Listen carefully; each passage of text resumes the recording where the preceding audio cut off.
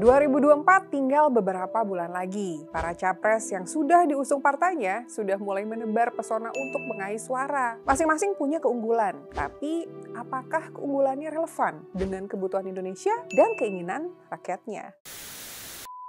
Welcome to All In with me, Olin. Dalam pasal 169 Undang-Undang Pemilu nomor 7 tahun 2017 telah diatur tentang syarat-syarat untuk mencalonkan diri menjadi calon presiden dan calon wakil presiden, yang juga berlaku sebagai syarat calon presiden 2024 dan calon wakil presiden 2024. Nah, ada 20 persyaratan yang harus dipenuhi oleh Ganjar Pranowo, Prabowo Subianto, dan Anies Baswedan. Dan kayaknya sih nggak ada persyaratan spesial dalam undang-undang. Tapi bagaimana dengan persyaratan dari masing-masing partai politik? Gue cukup yakin bahwa banyak dari kalian yang juga melihat apa yang gue lihat dari suasana pemilu kali ini ya. Partai politik banyak yang kelihatan kebingungan, nggak solid, bahkan galau berkepanjangan. Galaunya pun kayaknya bukan karena mencari capres dan cawapres yang bisa menjadi pemimpin terbaik, tapi lebih mencari capres dan cawapres yang bisa kasih suara banyak biar menang dan bikin partainya tetap hidup bahkan tetap berkuasa. Kalau kita melihat secara detail dan menyeluruh dari Sabang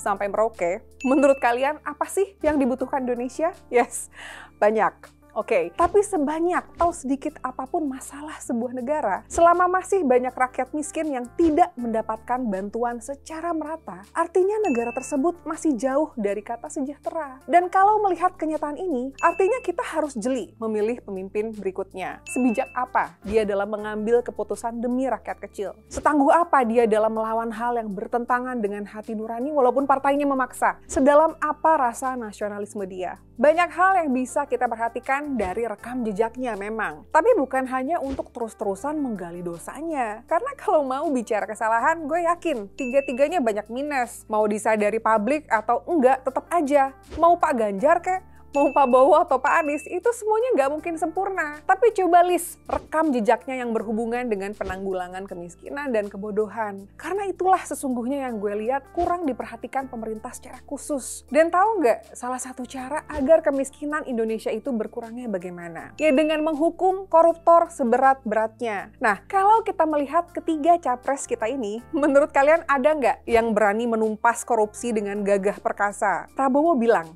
akhirnya saya sadar, akar masalah korupsi adalah gaji. Gaji pejabat-pejabat kita, gaji pegawai negeri sipil terlalu kecil. Jadi memperkaya pejabat itu solusi, Pak. Piye, Pak?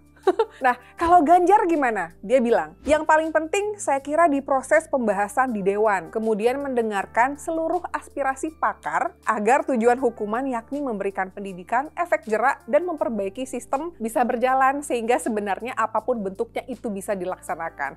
Juga nggak tegas, apakah karena kebiasaan diatur partai, terus soal berantas korupsi aja Pak Ganjar harus banget bilang bahas dulu di Dewan. Tegas aja dulu Pak, gimana sih? Nah, kalau menurut Anies gimana? Well, dengan gaya retorika yang berkesan akademisnya, beliau bilang, yang ini yang perlu solusi sistematik. Disinilah terus-menerus harus dicari terobosannya dan mereka-mereka yang memiliki niat untuk melakukan korupsi. Mereka bertiga ini katanya setuju bahwa koruptor harus dihukum sekeras-kerasnya, tapi untuk memberikan opini tegas pada satu case aja, satu nama aja yang diangkat, langsung berdialektika, pelintat-pelintut, takut salah ngomong kayaknya. So, menurut gue ini harus banget dijadikan hal yang detail di saat kita mau nyoblos nanti. Kita boleh beda idola capres, tapi pastikan yang kita pilih sangat berpihak kepada rakyat miskin. Gimana caranya? Ya salah satunya pastiin dia bisa tegas menghadapi pertanyaan soal hukuman kepada koruptor. Partai politik gue rasa nggak begitu peduli dengan hal ini. Capres-cawapres idaman partai dengan capres-cawapres idaman rakyat Indonesia itu sebenarnya belum tentu sama. Secara psikologi, manusia yang berada di bawah kontrol akan punya pilihan yang lebih terbatas. Gue pernah dengar salah satu pakar dalam pembentukan jiwa pemimpin untuk seorang anak. Ada cara nih, agar anak tersebut merasa punya power untuk memilih. Misalnya memilih baju. Sebagai orang tua, pasti banyak yang nggak mau anaknya bebas memilih. Karena mungkin kalau pilih sendiri bajunya bolong gitu ya. Nah,